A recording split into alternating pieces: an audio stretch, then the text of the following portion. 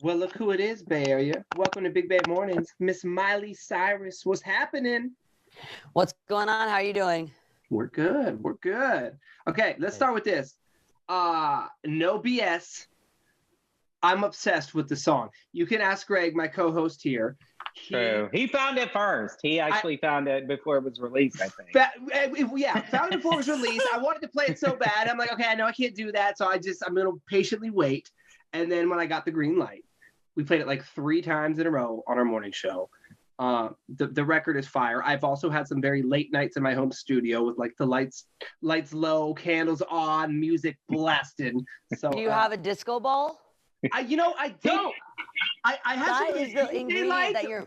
I know. I need to get the disco ball going. I know. All right. I actually sent some out to some influencers when they were going to start listening to the song, because that's kind of like, that's a really big element. I mean, there's already so many elements. There's a kind of homage to Edge of 17. Mm-hmm. There's this idea of like, we're all kind of reflective right now, controlling our narrative, but then something else that's crucial is having a disco ball. Done. You know what? I need an Amazon purchase today, so I don't have one arriving, so I'll get on it right now. Wait, before you order it, maybe Miley could send you one. I was thinking, you know what? I actually have some. I'm going to send one out to you. I love you. Please do that. That'd be so dope. Yeah. You have to share it though, Benny. You can't just keep it. You will have a joint possession of it, like a kid. Or come over here. Party's over here, baby. Come over here. You can hang That's true. We've been kind of quarantined. I wanted to ask you about the video. I watched that several times.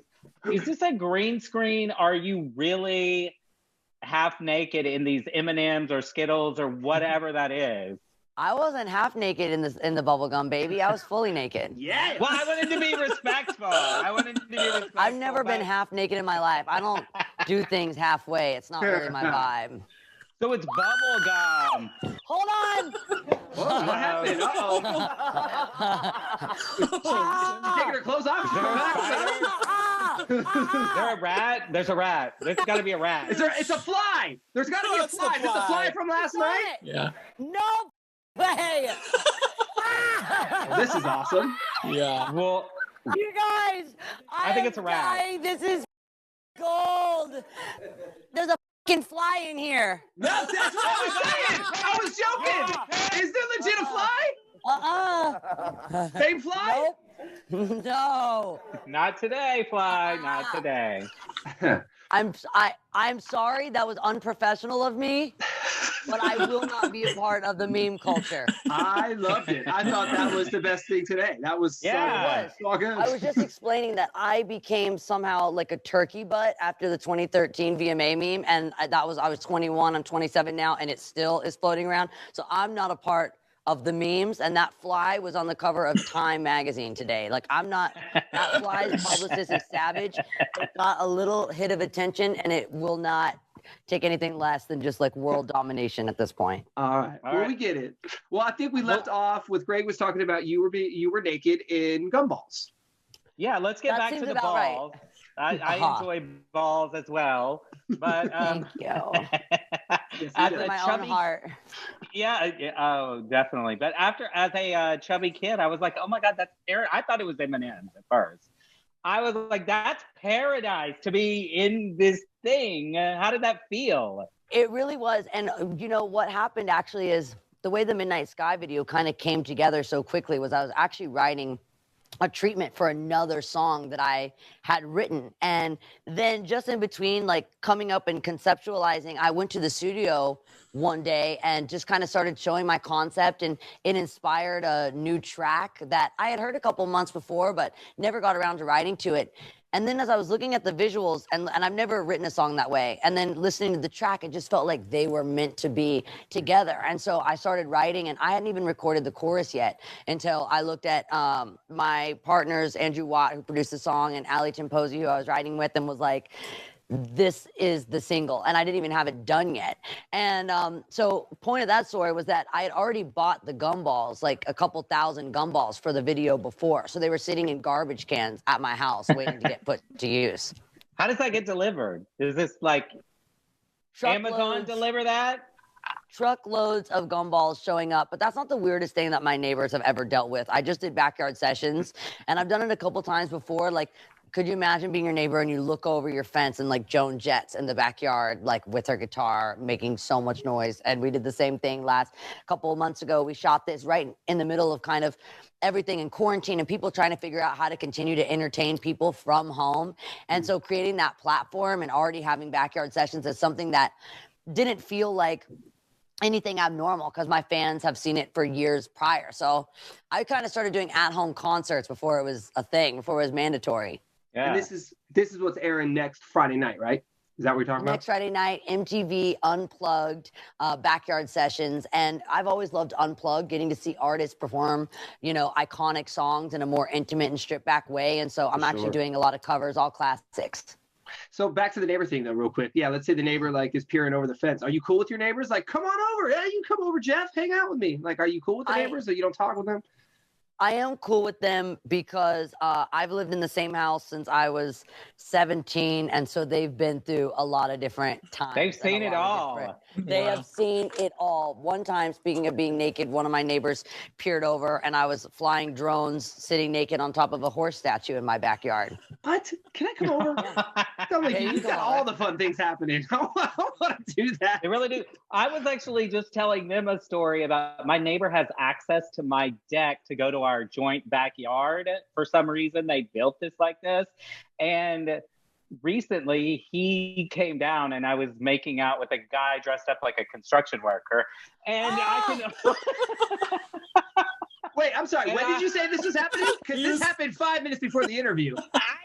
Okay, I want to say that. This happened right before we talked to you, Miley. He's making out with a construction worker. The interview? Yes, today. This guy that I'm seeing now is an architect, and he came over and he was on site before, and he had a hard hat with him. He had a hard hat with him, and I said, put it on, and then... So he wasn't dressed as a construction. You didn't like do Halloween early. He was working. You made him put the hat on. I like it a lot. I've never seen him from like on site. Like I've never seen him from the on site part of him. And he even had the vest and like these steel-toed boots. Hot. It was. The boots were the hot. We love a hard hat over here. Yes, we do. Yes. So let's talk quarantine and the pandemic. And obviously the world is upside down right now. It's crazy. So I imagine you quarantined in the beginning and probably are doing that as much as you can at the moment. But what's the best part of this for you, and what's the worst part? Like here we are 6-7 months into this. Like what would be the pro and the con for you? I would say that the worst part is, we obviously have a very important election coming up, and it's causing even more confusion and stress at a really important time. That having clarity and security and knowing that your vote will make a difference is really important. So it's definitely extra stressful knowing how much we actually need to come together, but we can't because we're all, being asked to stay socially distanced and to stay kind of in a way isolated. But then again, I think we are finding ways to connect. I mean, how lucky are we that now we can just Zoom right here with you, and it feels like it's not quite as good, but it's close. And one of the best parts I would say it's just been a really eye-opening year. I think that we have come together through this challenge in a way that we haven't really seen before. It's so interesting that there's kind of been this unity even through this separation. And I think it's been really amazing to watch. And we've all kind of been a part of history now together. Mm-hmm. Well, looking at you, obviously you didn't gain the quarantine 15, but did you at any... I was going to ask, did you at any point find yourself just like, I mean, we know we did, I was drinking way too much the first 2 months, shoveling pies into my mouth.